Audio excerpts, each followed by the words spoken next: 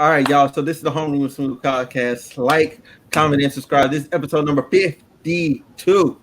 Okay, 52. Yeah, 52, 52. So anyway, how y'all doing today, man?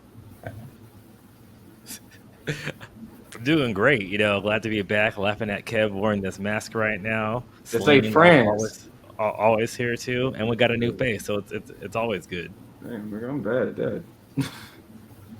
Okay. Anybody?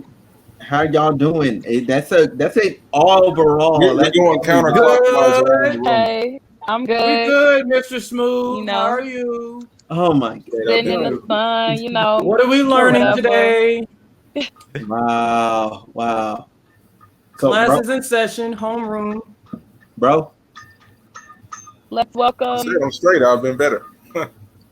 Okay. All right. Fantastic. I don't know. Have you been on a Huh? Tough crowd today, man. I I'm thought talking about Right, like, real tough we'd have crowd. more You energy. would've thought I had punched everybody in the throat. I had stole from some people or something. Like, man, that's wild.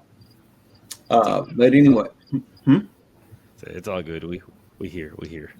yeah, we here now. So, y'all hear about that farmers protest in India? Man. Well, Yeah, it's been going on for a minute. Okay. Matter of fact, shit's my not good. Facebook profile a long time ago, I actually had a stand with the farmers thing out there. Mm-hmm. well, Yeah, so it's been going on for about a couple months. I've been following it through like other like news outlets and things of that nature. And basically what I can tell is it's basically another situation where it's the people versus the government. The government is trying to put more control on the farmers, and the farmers want basically the freedom to farm and do what they're supposed to do. But it looks like the government is trying to like sequester their land or their food and stuff without proper payment. They're also trying to do some other rules. Kev, you got that list of demands the farmers want? Yeah, I got a little list here.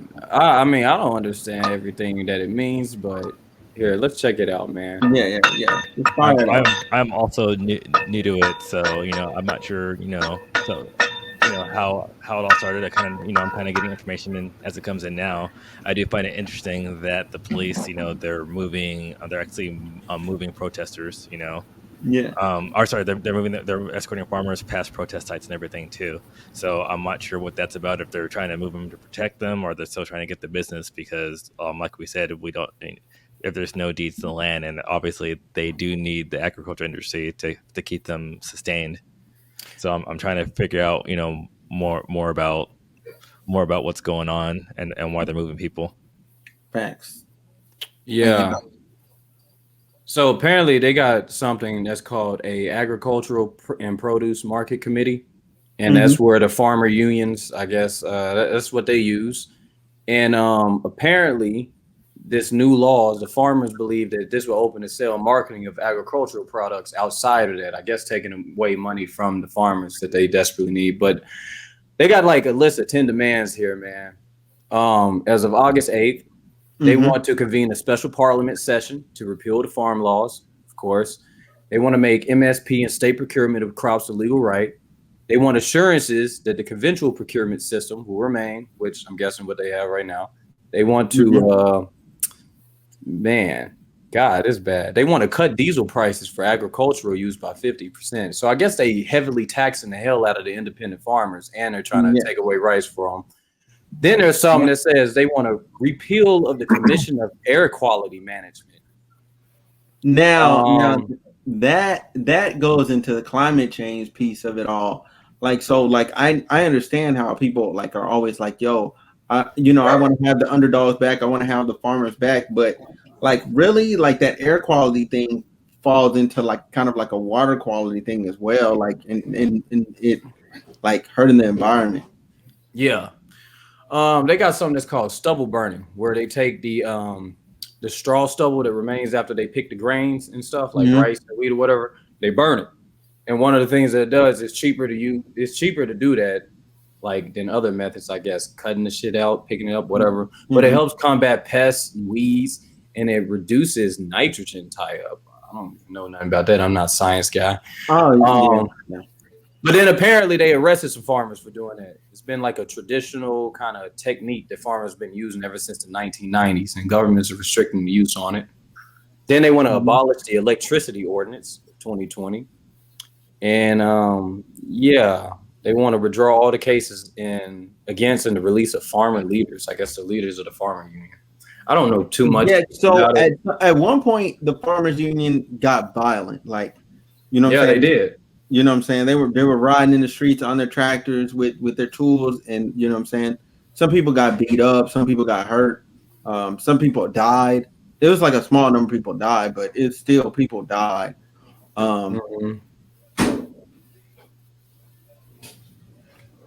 still reading some shit on it, man. And just for like perspective on it, when I had my stand with the farmers banner on Facebook, that was back in January. It's been basically running concurrent with the pandemic, and that was actually one of the things that people were upset about. Is like, okay, all these farmers are out here congregating during a pandemic, and they thought that was, going to be a super spreader thing. And of course, in India right now, they are bad on the COVID. I'm not trying to focus on COVID, but no, that's important though. That's important too, because when you go into like the COVID aspect of it, like it's like there's people. I literally watched videos of people dying outside on the medical beds, like.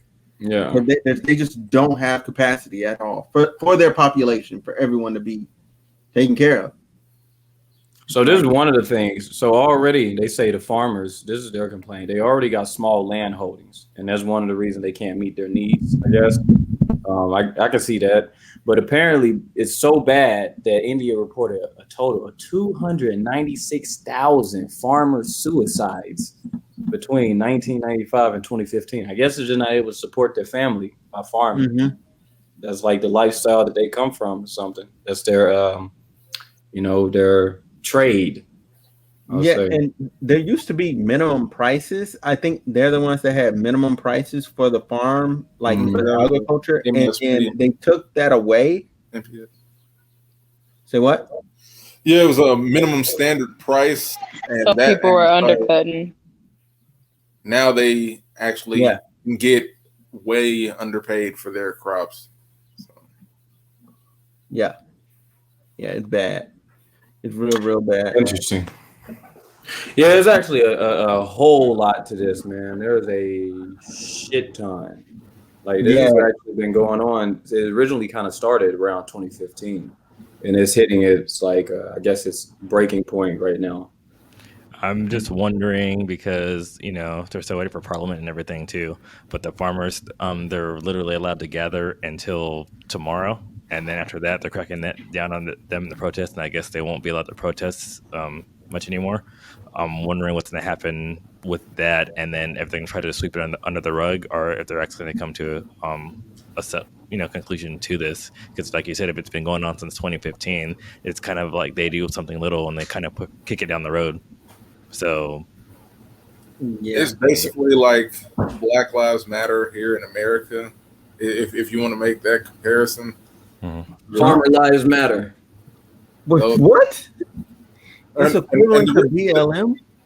Yeah, because all right, so just like they're having their large protest, and when did Black Lives Matter as an organization start up? I have no idea. Okay, you're just talking about time frame. I thought you were talking about like in purpose and in context. No. I'm not saying like that. But hey, like good. I'm glad I got you to clear that up. No, man, but what I can compare is the level of police brutality they're probably going to see is going to be like that at a Black Lives Matter protest when the government does try to push them out. Yeah, I bet it's gonna be worse because they actually killing people, man. Yeah, well, it's interesting because and going more into it too, it seems like kind of like the laws that they had an effect they were made for a certain reason, and then because even in 2020 they said they introduced these some farmer laws in September 2020 to help boost grocers' incomes and everything. But now it seems like like these new laws they favor the private retailers because now they don't have to buy from they don't have to buy in country. Yeah. Mm-hmm. That's another thing I saw on this law. It allows the electronic trade of agricultural goods and stuff. And then these farmers who are out there, they're not going to be in that. That's going to be like something that's done by private traders and shit. Yeah, definitely. Well, it seems like we're coming into what we have now, where it's like, how much does the government intervene on behalf of people? Because sometimes, like even out here, we have things where it's like, oh, like, and like with us, a lot of times it's rent. It's like, oh, rent goes up too much, and the government needs to get involved. But then people will get mad and like, oh no, the government's too involved. So it's kind of like they're kind of going through the same thing as well too.